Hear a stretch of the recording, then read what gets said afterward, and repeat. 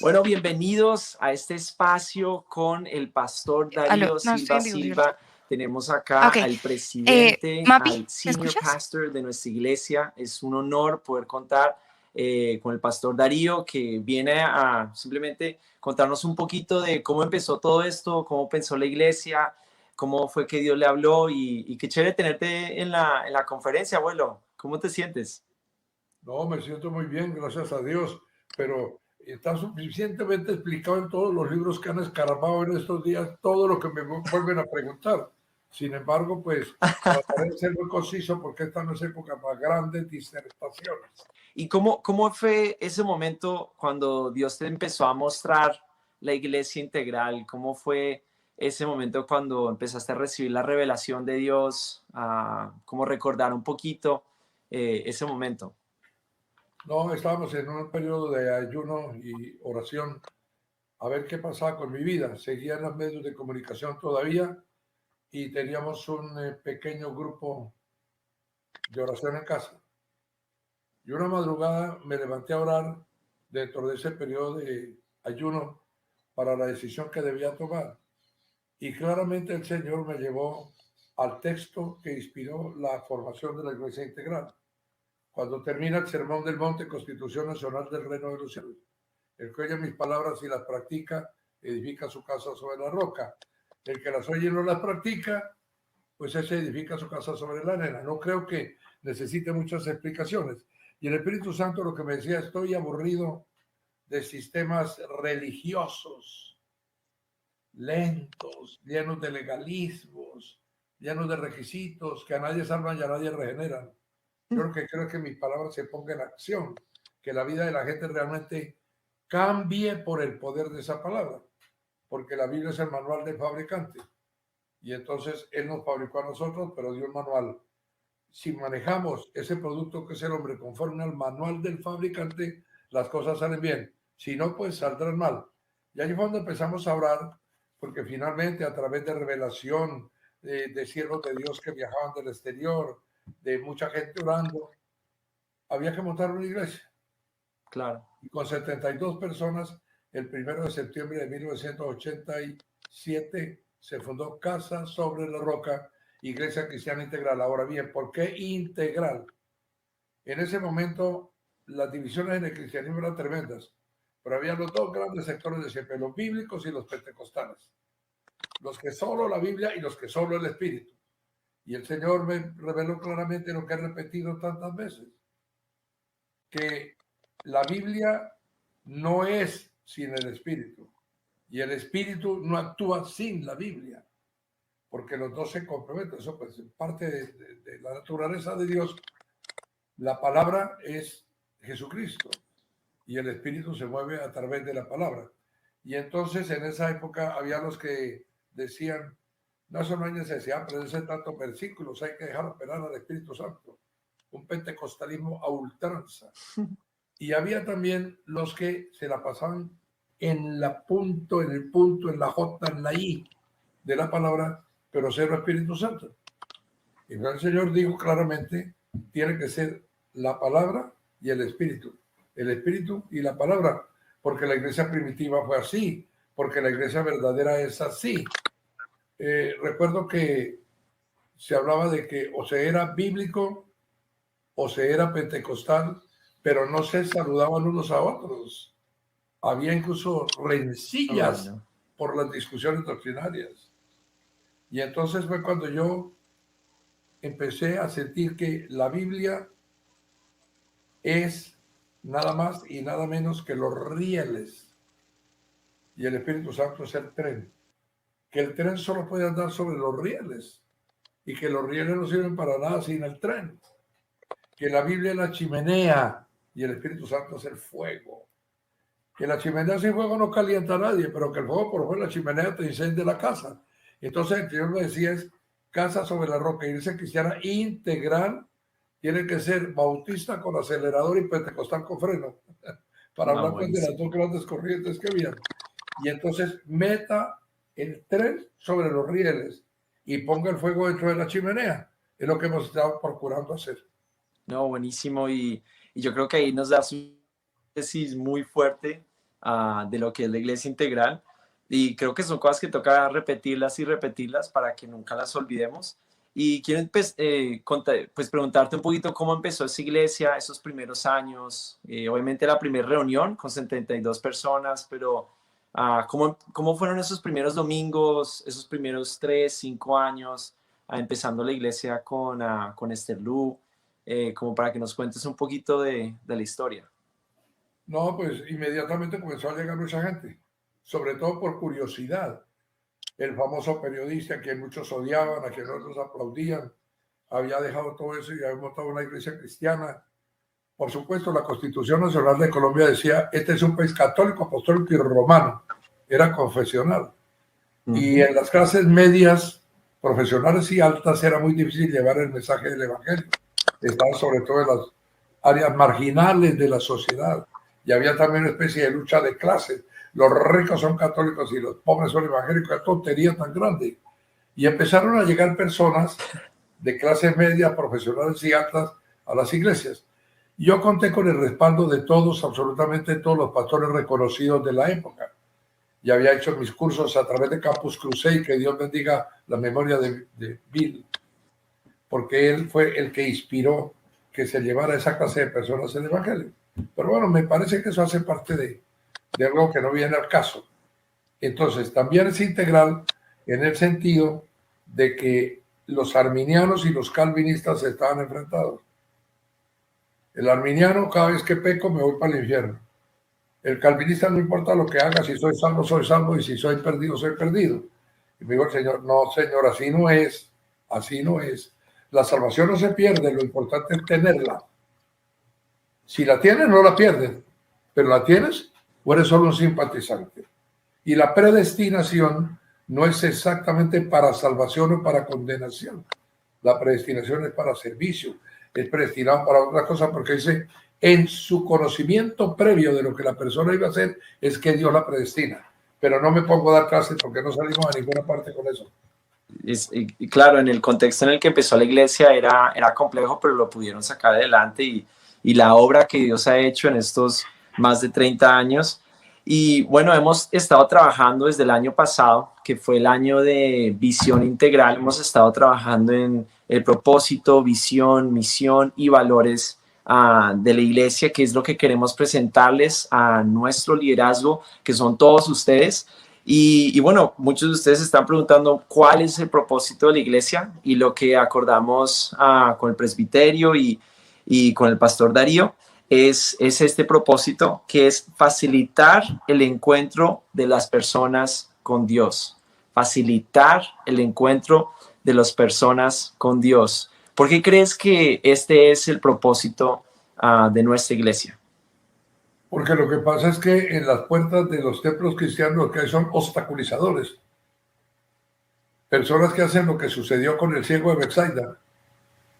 Con el ciego que no podía llegar donde estaba Jesús porque no se lo permitían. No lo dejaban llegar donde él estaba. Lo mismo sucedió con Zaqueo. Se daba codazos entre la gente y no pudo llegar, era tan chiquito que le impedía llegar a Cristo.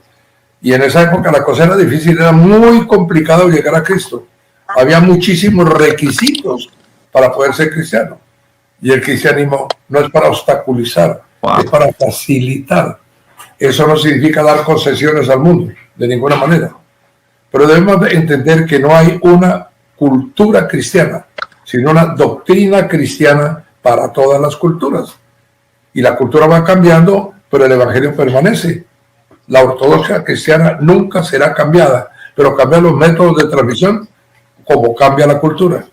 Total, entonces eso es lo que queremos lograr como iglesia. La razón de ser de nuestra iglesia va a ser facilitar el encuentro de las personas con Dios, que podamos acercar a las personas a Dios a través de la música, los cultos, todo lo que hacemos, Healing Factor, el colegio, todas las cosas que hace la iglesia, el más, ni hablar. Queremos también leer la visión que hemos estado afinando un poquito para que la puedan tener ahí, y después quiero pues obviamente que tener tu reacción.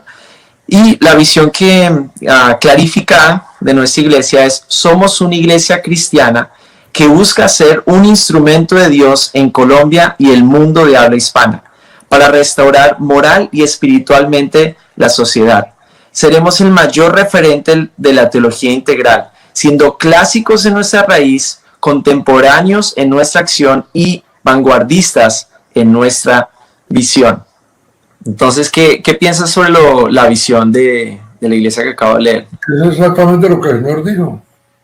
Sí, la iglesia es clásica en su raíz. No puede abandonar la raíz judía, la raíz de fe, la raíz de gracia, la raíz misionera. Bueno, todo eso. Pero tiene que ser integral. Tiene que ser integral. Las cosas afuera cambian. Yo recuerdo que alguien predicaba: en el cielo hay de toda lengua y raza y nación, y por lo tanto los vallenatos irán con acordeón, pero los argentinos irán con bandoneón. Pero entonces hoy los muchachos irán con la organeta esa que andan cargando para todas partes. Y sí, así sucesivamente, ¿no?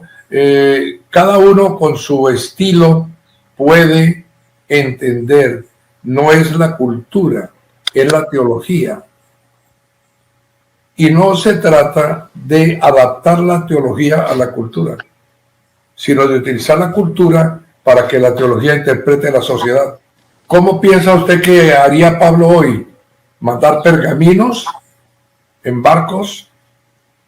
Eso no es posible. Él mandaría correos electrónicos y cosas de esas, ¿no? Chats.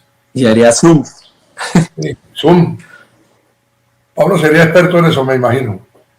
Pero en esa época era el pergamino. Y hay personas que piensan que debemos hacer así. No. Tenemos que utilizar todos los bienes de la cultura que el Señor le permite al hombre disfrutar para la expansión del Evangelio. Porque el que sí utiliza esos beneficios de la cultura es Satanás. Todos los medios están invadidos por él. ¿Y por qué los cristianos no utilizamos esos medios? Porque no le pertenecen al diablo, le pertenecen a Dios. Amén. Por lo que no lo sabemos utilizar. Creo que eso es lo de vanguardista en su acción. Claro. Contemporánea en su acción. Cuando sus padres se convirtieron, ¿no? Pues era una generación completamente distinta a la suya. David. Y ahora sus hijos no tienen nada que ver con la generación suya. Porque esas cosas van cambiando. La cultura cambia, pero la teología permanece integral. Y el poder del Espíritu Santo se manifiesta de 1000 maneras. Y debemos utilizar absolutamente todo lo que la cultura da, que el Señor le ha entregado al hombre, para beneficio de la obra de Dios, y no para que Satanás la utilice tratando de destruir la iglesia. Y quiero también leerles la misión, ¿no? La visión es ¿qué queremos lograr? Queremos lograr ser una iglesia de teología integral, que sea clásica en su raíz, contemporánea en su acción y vanguardista en su visión. Pero ¿cómo lo vamos a hacer? Es la misión que les voy a leer ahorita. Continuaremos construyendo casas sobre la roca, llevando a la práctica la palabra de Dios. Fundaremos nuevas sedes de la iglesia en ciudades importantes del mundo. Desarrollaremos servicios de salud y seguiremos con el fortalecimiento de instituciones educativas, organizaciones económicas, programas de apoyo social y medios de comunicación impresos, digitales y audiovisuales. Yo creo que casi que básicamente eso es lo que hacemos. Hacemos iglesias, tenemos el MAS, estamos ahí, desarrollaremos servicios de salud, estamos trabajando en eso. No, por supuesto, sí. Estamos con AMEC, Alianza Médica Cristiana. Ya vamos a sacar una mutual que nos permite llevar los servicios de salud. Y pronto tendremos la Universidad Cristiana Integral, eso está en marcha. Sobre todo con carreras de esta época, tecnológicas y cosas que tienen que ver con el siglo XXI y lo que vendrá en el XXII, si el Señor no regresa antes por nosotros. Yo creo que acá está muy detallado las cosas que hace la iglesia para lograr la visión que Dios te dio en ese momento. ¿Tú cómo ves la iglesia en el futuro? ¿Tú cómo ves lo que se viene para la iglesia? Es que lo que se venga para la iglesia no me parece tan importante analizar. La iglesia continúa. Las puertas del Hades no prevalecerán contra la iglesia si está sobre la roca. Enseñarle a la gente a practicar el cristianismo. Algunos piensan, entramos a la virtualidad y no habrá presencialidad. No es cierto. No es cierto, porque somos ovejas. Y la palabra de Dios dice, no dejando de congregarse, como algunos tienen por costumbre. Por supuesto, es una temporada en la cual, por razones sanitarias, que son legítimas, no podemos hacer la presencialidad en la misma forma que se hacía antes de eso. Pero llega un momento en que las cosas vuelven a la normalidad. Y entonces ya hemos avanzado en la virtualidad. Pero lo que parece curioso es, por lo menos en el caso de Casa sobre la Roca en Colombia, es que todos los ministerios funcionan todo el tiempo. Todos los servicios se están prestando todo el tiempo. Y la gente ha sido fiel. Y la gente sigue ofrendando, diezmando. Y ahí están las cuentas y las cosas funcionan bien para ayudar a las huérfanas, a los necesitados, a los que no tienen techo, a los que no tienen vestuario, a los que no tienen comida.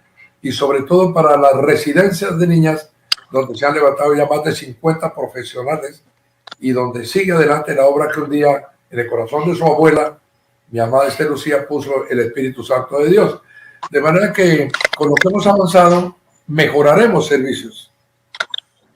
Y no importa si hay que hacer algunos cambios en la presencialidad, serán para bien, siempre para bien. Cuando surgió la radio dijeron, no, ahora la gente solamente va a asistir por radio. Cuando surgió la televisión igual, no van a volver a los templos. La gente necesita contacto, porque las ovejas no pueden vivir aisladas. Y lo que están diciendo ahora, excelente todo, pastor, pero necesitamos contacto con nuestros hermanos. Y vamos a empezar con grupos pequeños y vamos a iniciar los ministerios en el templo, sin necesidad de que dejemos a un lado las normas de bioseguridad, porque nosotros debemos cumplir lo que mandan las autoridades cuando es sensato. Solo debemos desobedecer cuando quieren que se desobedezca la palabra de Dios. Allí sí es que obedecer primero a Dios que a nosotros. Pero ya para concluir esta sesión, que haya un mensaje que le quieras dar a tu liderazgo, ya que está todo aquí, todos tus grupos, todo tu liderazgo de todas las iglesias. No sé si quieras darles un mensaje de ánimo. No, pues yo creo que animados están. La verdad es que uno mira las estadísticas, los informes que semanalmente dan, y que Dios los bendiga a todos, porque son comprometidos con la obra del Señor. Y eso lo tienen en cuenta. Y eso hará que sus vidas prosperen, que tengan salud, que tengan prosperidad. Y los ministerios van a ser cada día más útiles para la salvación del mundo. Pero lo único que yo estoy mirando esta mañana en Ezequiel, en el capítulo 34, donde habla de las ovejas y de los pastores, hay la parte final. Antes en el 33, 23 dice: luego el Señor me dirigió la palabra, hijo de hombre, la gente que vive en esas ruinas en la tierra de Israel anda diciendo, si Abraham, que era uno solo, llegó a poseer todo el país, con mayor razón nosotros, que somos muchos, habremos de recibir la tierra en posesión. Por tanto, que así dice el Señor omnipotente, ustedes comen carne con sangre, adoran a sus ídolos y derraman sangre, y así pretenden poseer el país. Además confían en sus espadas, cometen abominaciones, etc. Adviérteles que no hacen lo que tienen que hacer, que es fortalecer a la oveja débil, cuidar de la enferma, sanar a la herida, ir por la descarriada, buscar a la perdida. Lean Ezequiel 34, que tiene que llamarnos la atención, porque estamos dejando muchas ovejas desamparadas. Al final, dice el Señor que la iglesia es un sembrado de árboles. La compara. Y finalizando allí dice 25, versículo 25 del 34 de Ezequiel. Estableceré con ellos un acto de paz. Haré desaparecer del país las bestias feroces para que mis ovejas puedan habitar seguras en el desierto y dormir tranquilas en los bosques. Haré que ellas y los alrededores de mi colina sean una fuente de bendición. Haré caer lluvias de bendición en el tiempo oportuno. Los árboles del campo darán su fruto. La tierra entregará sus cosechas y ellas vivirán seguras en su propia tierra. Y cuando yo haga pedazos su yugo y los libere de sus tiranos, entonces sabrán que yo soy el Señor. Ya no volverán a ser presa de las naciones ni serán devoradas por las fieras, las ovejitas. Vivirán seguras y nadie les infundirá temor. Les daré una tierra famosa por sus cosechas. No sufrirán hambre en la tierra, ni tendrán que soportar los insultos de las naciones. Amén. Entonces sabrán que yo, el Señor su Dios, estoy con ellos y que ellos, el pueblo de Israel, son mi pueblo. Yo, el Señor omnipotente, lo afirmo y afirmo también que yo soy su Dios y que ustedes son mis ovejas, las ovejas de mi prado. Hemos pasado por temporadas muy difíciles, sobre todo la de la violencia que durante tantos años azotó a Colombia y que aún persiste en algunos sectores. Hemos pasado por escaseces tremendas, hambres. Ha habido tantas cosas en los años que lleva Casa sobre la Roca, Iglesia Cristiana Integral, ministrando la obra de Dios. Y Él siempre ha cumplido sus promesas. Y esta es la última que dio, y les repito para que estén tranquilos. Ezequiel 34 le habla a las ovejas a partir del 28 hasta el 31. Eso me lo dijo cuando estaba precisamente esperando tu llamada. No sabía que me iban a hacer reportajes o cosas de esas, sino una conversación tranquila, privada. Sí, perdón, sí. He sido informal, pero la iglesia no puede ser informal, la iglesia tiene que ser integral. Aunque esta es una conversación de un viejo abuelo con sus nietos. Tómenlo así. Sí, siempre. Por mí, lo necesito. Lucía les manda a decir que los ama de todo corazón. Un abrazo, Pastor Darío, gracias por este tiempo y nos vamos muy inspirados con esa palabra y con esta visión clarificada, este propósito, visión y misión. Y para eso vamos a trabajar y para poder llevar a término la obra que Dios empezó y sigue haciendo en ustedes y acá está todo el liderazgo listo para darle con toda.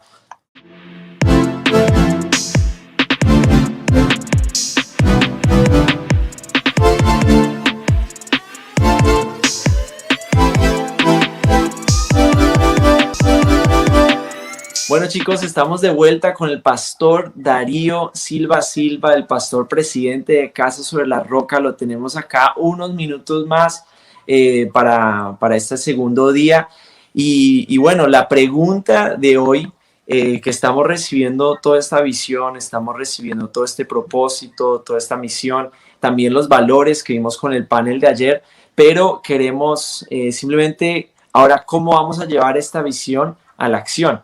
Entonces, Pastor Darío, ¿cómo crees tú que podemos llevar la visión a la acción? Pues como se está llevando, que parece que la iglesia viene funcionando, nunca ha parado. Los métodos que se están utilizando ahora son maravillosos. Después tendremos que pensar en la presencialidad, algunas otras cosas. Pero cuando llegue el momento, el Espíritu mismo nos mostrará de qué manera lo realizamos. Hay que ser más actuales. Hay que estar más en el siglo XXI. Todavía estamos un poco en el siglo XX. Y el siglo XX ya terminó hace 21 años. De manera que ya hay mayores de edad que pertenecen al siglo XXI. Y no se les puede hablar el mismo lenguaje. Por eso es que he dicho tantas veces que cambie el lenguaje, pero no cambie el mensaje. ¿Ah? ¿Qué tal uno utilizando lo que se hacía en los tiempos de Reina Valera? Sería catastrófico ese lenguaje. No. Porque hoy las palabras son otras para expresar el mismo concepto. Y yo creo que miremos la cultura alrededor y no pensemos que los que nos rodean son árboles. Estamos bajo el primer toque todavía. Necesitamos el segundo. Vemos árboles que se mueven, porque son personas que no nos parecen seres humanos. No los entendemos. El Señor tiene que tocarnos por segunda vez para levantar la vista. ¡Ah, son personas! No son árboles, son seres humanos por los cuales también Él derramó la sangre del madero.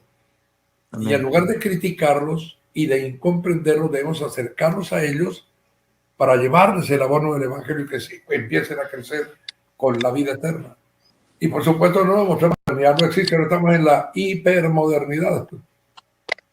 Como dijo Antonio Cruz, el gran teólogo y pensador español.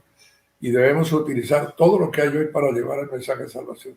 ¿Por qué se pierde tanta gente? Yo veo hasta los niños con un aparato de estos, mirando pornografía, mirando cosas horribles, satánicas. ¿Y por qué no lo utilizamos para que miren lo que necesitamos que ellos miren sin fanatismo? Utilizar todos los instrumentos que tenemos a la mano. ¿Cómo se imprimió la primera Biblia en Occidente? Porque Gutenberg había descubierto la imprenta. Y la Biblia de Martín Lutero es la primera que se imprime. En la antigüedad pues era el papiro, pero entonces ya no podíamos seguir en eso. Había que cruzar esa línea del progreso y llegar hasta la imprenta. Ahora pues lo podemos hacer virtualmente. Y también allí llevar el mensaje de salvación que la gente tanto necesita. Sin fanatismo, porque fanatismo es anticristianismo. Y como dijo el apóstol Pedro, estando preparados para poder dar razón de nuestra fe. Porque afuera usted no le puede decir, simplemente tiene que creer. Son tomases. Si no meten el dedo en la llaga no comprenden. Entonces hay que razonar un poco, aunque por supuesto el corazón tiene razones que la razón no conoce, como dijo el gran pensador Pascal. Cuando tenemos una visión muy clara, tenemos un propósito claro, tenemos una misión, cómo lo vamos a hacer y unos valores claros, yo creo que eso nos ayuda a tomar decisiones. ¿Tú cómo te ha ayudado este tema de clásico en su raíz, contemporáneo en su acción, vanguardista en su visión? ¿Cómo te ha ayudado esta teología integral a tomar decisiones cuando pensamos en temas de la iglesia? Pues que siempre que estoy frente a un problema, lo analizo correctamente primero con la palabra, preguntándome qué haría Jesús en mi caso. Y tal como haría Jesús, tengo que hacerlo yo. Por supuesto, es imposible hacer una imitación perfecta de Jesucristo. No. Seremos como Él cuando lo veamos como Él es. Antes no. Pero hay que imitarlo y tratar de hacerlo mejor. Así que a mí me parece que mirar la Escritura, recibir revelación del Espíritu Santo, orar intensamente por el tema y luego tomar la decisión. Si es algo que no está exactamente contenido, literalmente en las Escrituras, hacerse las 3 preguntas, que es muy sencillo. ¿Es necesario? ¿Es conveniente? ¿Es oportuno? Si se contestan las 3 positivamente, actúen. Obviamente ya les presentamos a liderazgo los 7 valores que hemos hablado extensamente nosotros dos sobre estos, y simplemente quiero como preguntarte cada valor rápidamente y tú como decir lo que se te venga a la cabeza con cada uno de estos valores. Los valores y principios, más que todo, la idea es que ayuden a que podamos generar un ambiente, una atmósfera de lo que realmente quiere Dios que sea nuestra iglesia, ¿no? Entonces, cuando pensamos en el valor de la integridad, que integridad es santidad en la actividad, ¿tú qué piensas? Está definido. No hay nada más que hacer. Cuando una cosa es íntegra, no necesitamos explicarla, porque no hay que pedacearla. Es íntegra en sí misma, como es Dios. Es el ser en sí mismo. Eso no admite ninguna discusión. No, y a mí me encanta algo que dices en tu libro Sexo en la Biblia, cuando estás hablando de la inmoralidad sexual y cómo afecta a uno la integridad de uno, que bueno, somos templo de Dios, pero ustedes no se molestarían si en el mismo templo donde hacemos la iglesia, donde tenemos las sillas y todo eso, invitáramos a que se hiciera prostitución, que se hiciera, Claro. no sé, un montón de cosas malas. Obviamente se ofenderían mucho, y de la misma manera pues el Espíritu Santo se ofende. Que el templo no es multiusos. El templo Ajá. es donde Dios mora y nosotros somos el templo del Espíritu Santo. No lo podemos Eso. convertir en un burdel. No lo podemos convertir en un antro. No lo podemos convertir en un sitio de asesinatos. de robos, de cosas malas. Es nuestro cuerpo, nosotros mismos somos templos del Espíritu Santo de Dios. Y así como en nuestra iglesia no permitimos que se hagan cosas malas, pues no podemos tampoco permitirlas en nuestro templo que somos nosotros mismos, donde habita el Espíritu de Dios, Padre, Hijo y Espíritu Santo. ¿Qué piensas sobre el valor de la humildad? ¿Por qué es tan importante que seamos humildes? Sí, y es bueno aclararlo, ¿no? Porque la gente piensa que humildad es rebajarse a sí mismo. Pues yo dice que ame al prójimo como a sí mismo, y si usted no se ama, ¿con qué amor ama al prójimo? Hay que amarnos a nosotros mismos. Pero el self-love, como dice Paul Tillich, es simplemente una paradoja. Porque yo tengo que amarme a mí mismo a pesar de las muchas razones que tengo para odiarme. Humildad no es creerse menos de lo que soy, creerme menos de lo que soy, es creerme lo que soy. Como dice el apóstol San Pablo, en la medida que Dios repartió a cada uno. Y tiene que ser consciente de los dones y de las oportunidades que Dios le da y de la habilidad que tiene para llevarlos a cabo, porque eso se lo ha dado Dios para que lo utilice. Pero el orgullo dice más de lo que uno es. Por eso la humildad es exactamente eso, la medida justa de lo que soy, que no soy más porque me elogien, ni menos porque me vituperen. Lo que soy, eso soy, como dijo Kempis. Y tú también dijiste el corito que tenemos para humildad. Humildad es equidad y equidad es a cada quien según su necesidad y de cada quien según su capacidad. Me encanta. ¿Y tú qué piensas sobre el valor de la obediencia? Obediencia. Sí. Pues es que el desobediente es el pecador. El pecado es desobediencia. Dios dice, coma de todos los árboles que hay en el huerto, menos de este, de ese no coma. Y el hombre comió del que le habían prohibido comer. Entonces la desobediencia es el pecado. La obediencia es exactamente el respeto por la autoridad, y la máxima autoridad es Dios. Obediencia a Dios es no pecar. Ahora, por supuesto que a veces dicen, pero si una autoridad quiere imponerme una cosa desastrosa, yo puedo desobedecer. Los apóstoles mismos lo dijeron, hay que obedecer primero a Dios que a los hombres. Si es algo contrario a la voluntad de Dios, yo no tengo por qué obedecerle a un hombre, pero debo obedecer a las autoridades en todo lo demás. Eso es perfectamente claro también en la Biblia. El apóstol San Pablo dijo que había que obedecer a las autoridades, ¿no? Y someterse a ellas. Y en esa época las autoridades eran Claudio, Calígula y Nerón. Obediencia de los hijos a los padres, obediencia a las autoridades espirituales, obediencia a las autoridades políticas, militares, etcétera. Pero no servilismo, porque no me pueden obligar a hacer lo que es incorrecto. Y tenemos el otro valor, la excelencia. ¿Qué piensas? ¿Cómo podemos ser excelentes en todo lo que hacemos? ¿Cómo podemos ser como Daniel, no? No podemos ser excelentes, pero debemos esforzarnos por ser excelentes, porque la perfección es apenas una meta. Eso es lo que dicen, que la santidad es un estado, no tiene nada que ver con eso. La santidad no es un estado. Bueno, es un estado sí, pero no es que yo soy perfecto. Perfecto no. Perfectible, santificable, mejorable. Y entonces buscar la excelencia sí. ¿Por qué debo vestirme de harapos si el Señor dice que me dará un traje nuevo, lleno de resplandor de su gloria?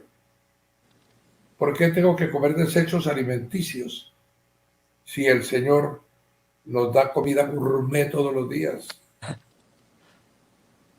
¿Por qué debo vivir en una pocilga lleno de ratas y animales inmundos si el Señor dice que mi casa está sobre la roca y que es una ciudad sobre el monte que nadie la puede esconder? A mí me parece que la excelencia hay que buscarle todo. Total. El cristiano o el ser humano no es excelente en sí mismo, pero debe buscar excelencia porque es imitador de Cristo y Cristo es excelente. Buenísimo. Es excelente, es perfecto. No, y quiero resaltar algo del pastor Darío, que en mi caso, para mí, es mi abuelo. Yo lo he visto en su intimidad y si hay una pareja excelente, él y mi abuela Esther Lucía, ellos son increíblemente excelentes. El abuelo todos los días a las 8 de la mañana sale y da las vueltas a la piscina. Él es gluten free, él es sugar free, no come azúcar y también no comen lácteos, los dos. Yo siempre que los veo es increíble, siempre son excelentes en cómo se ven, en cómo se mantienen, en cómo hablan. La verdad, ustedes creo que son un ejemplo de excelencia, pero perdón. No le presten mucha atención. Son ser muy defectuosos en muchos aspectos. ¿Buscamos la excelencia en algunas cosas? Sí, la buscamos, porque eso es de lo que se trata, buscar la excelencia. Sí, no, lo que quiero resaltar es que tenemos un buen ejemplo. El valor del servicio creo que es muy importante para nosotros que somos servidores. Y tú tienes la frase ahí, el servicio es beneficio. ¿Por qué el servicio es beneficio? ¿Cómo que por qué el servicio es beneficio? Pues yo se lo pongo con la frase que aprendí de chiquito en el Evangelio. Era un bebé espiritual, ¿no? El que no vive para servir, no sirve para vivir. La vida es servicio. Total. Punto. No tengo nada más que decir. Y con el valor de usted no tiene que servirse de los demás, sino servirles a los demás. Generosidad. Yo creo que este valor de la generosidad describe tan perfectamente a nuestra iglesia con todo el tema del más, que el 15% de todo lo que entra a la iglesia antes de hacer cualquier cosa va al más, y yo creo que es un tema que tenemos nosotros muy, muy fuerte en la iglesia, y un tema que yo he visto en ustedes como pastores también muy fuerte. ¿Y tú qué piensas sobre este valor de la generosidad? ¿Por qué es tan importante que seamos generosos? Pues imagínese usted, qué generosidad no necesitamos decir, que es el atributo de Dios, extraordinario, la generosidad de Dios. Ahora, hablemos de la generosidad en los términos reales. Hay gente que piensa que ser generoso es dar dinero o que ser generoso es dar cosas. El don de generosidad es darse uno a sí mismo. Darse a sí mismo. A veces con cosas materiales. Pero hay un tipo de generosidad que es la generosidad cordial, la generosidad del corazón. Y la Biblia dice, el generoso pensará generosidades y por su generosidad será exaltado. Y el generoso siempre, siempre recibirá prosperidad. Amén. En su salud, en sus finanzas, en todo lo que emprenda. Es el gran secreto, la generosidad.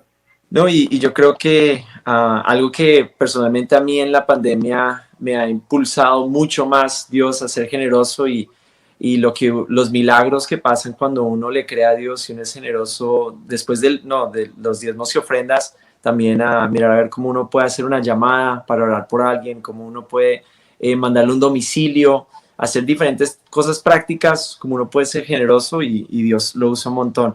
Y bueno, el último valor, la honra. ¿Por qué es tan importante que tengamos una cultura, una atmósfera de honra en todo lo que hagamos? Porque la Biblia dice bendigan y no maldigan. ¿Qué piensas sobre este valor? No, pues fundamental, porque es que el que maldice será maldito y el que bendice será bendito. Eso no tiene absolutamente ninguna discusión. Y la maldición es algo que el cristiano no tiene por qué recibir ni por qué dar. Porque todas las maldiciones que caían sobre el pecador las cargó Jesucristo en la cruz. Amén. Él fue maldito para que yo fuera bendito. Entonces debo bendecir. Bendecir al enemigo. Bendecir al que me hace daño. Porque qué gracia es que yo bendiga al nieto, pues, por ejemplo. Imagínense, uno lo quiere en forma natural. Pero eso dice que seamos, y que la honra es importante porque el apóstol San Pablo dice que el siervo de Dios debe tener buen testimonio de los de fuera, ¿no? Y por supuesto, mucha gente no está de acuerdo y mucha gente inventa calumnias, historietas y cosas por el estilo. Pero en general hay que tener no popularidad, sino prestigio.